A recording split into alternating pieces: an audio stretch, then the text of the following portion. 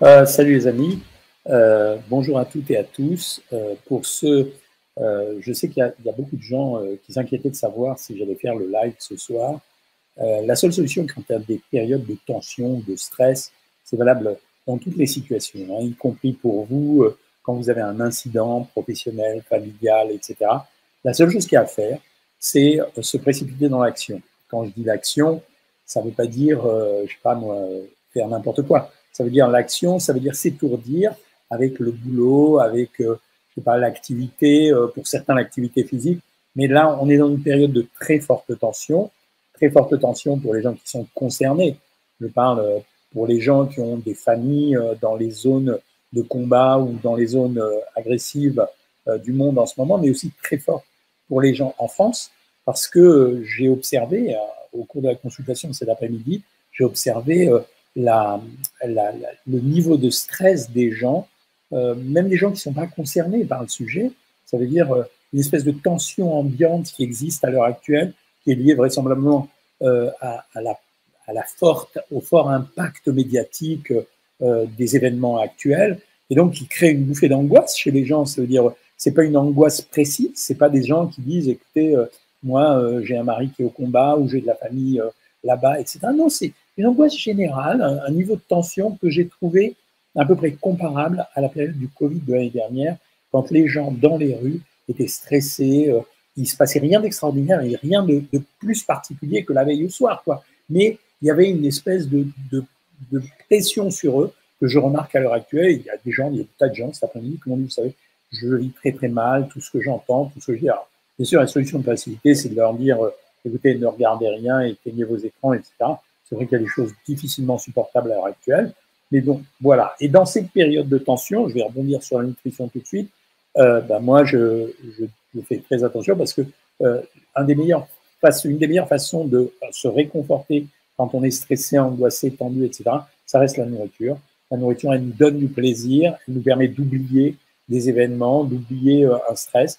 Donc voilà pourquoi j'en parlais aussi aujourd'hui en introduction. Alors, d'abord, merci beaucoup. Tout le monde me parle en me demandant si je suis triste, comment ça va, etc. Oui, je suis triste deux fois.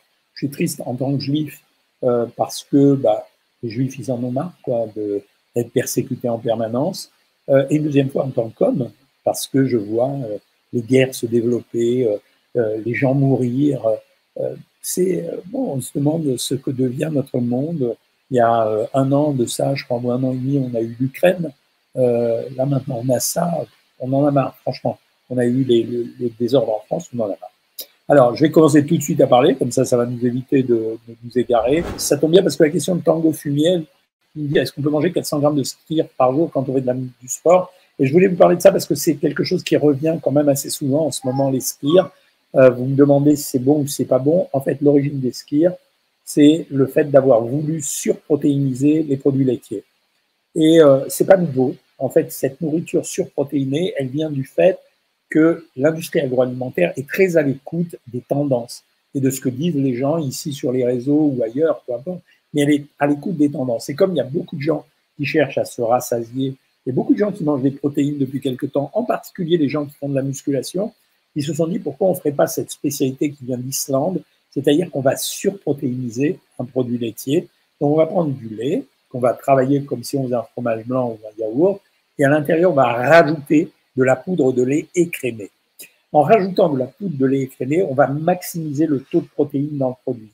C'est pour ça que, par exemple, Ipro, le produit de chez Nestlé, il arrive à faire 15 grammes par pot. Alors qu'il n'y a pas 15 grammes comme dans un yaourt, hein. Il fait 15 grammes dans un pot de 160 grammes. En fait, quand vous achetez un yaourt ou un fromage blanc, la bonne ration, c'est 125 grammes. Et dans ces 125 grammes, grosso modo, allez, ça dépend des fromages blancs ou des yaourts, enfin des yaourts, vous avez 8 grammes, et peut-être pour les fromages blancs, vous avez un peu plus, 9 grammes, 9 grammes 5 de protéines. Mais quand vous mettez 160 grammes, vous avez quand même dopé le truc de 30% et vous arrivez à 15 grammes.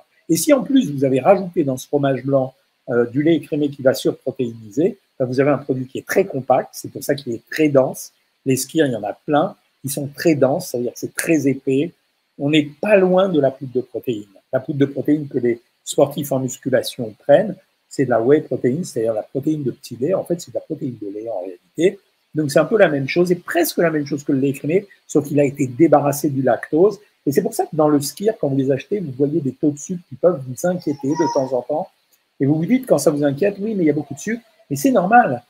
Dans un produit classique, vous avez environ 4 grammes de, entre 3,6 g et 4,2 g de glucides, à peu près. Je vous dis les chiffres, je ne les ai pas en tête là.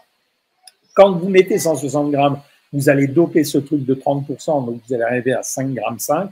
Comme vous avez rajouté plus de lait écrémé, vous allez arriver à des taux de sucre qui sont entre 7 et 9 grammes. Mais en fait, c'est le sucre du lait, c'est le sucre du produit laitier, et c'est du lactose. C'est quand même du sucre, vous avez raison, mais c'est pas tant que ça. Je rappelle que 9 grammes, c'est l'équivalent d'un quart et 3/4 de sucre. C'est pas énorme par rapport à la densité du produit et à sa valeur. Le piège des skyrs aujourd'hui, il y a 2 pièges des skyrs. C'est croire qu'on peut en manger à volonté, c'est pas vrai.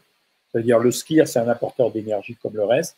Et la deuxième chose, c'est que l'industrie agroalimentaire, comme je le dis dans les médias régulièrement et surtout ces temps-ci, et donc je disais le piège, c'est que l'industrie agroalimentaire qui ne veut pas du bien, mais qui cherche à faire du profit, elle va progressivement enrichir le produit et elle va vous proposer du skyr à la vanille, encore du skyr aux myrtilles, du skyr à la fraise, du skyr aux framboises. Un jour arriveront des skyrs au chocolat, etc.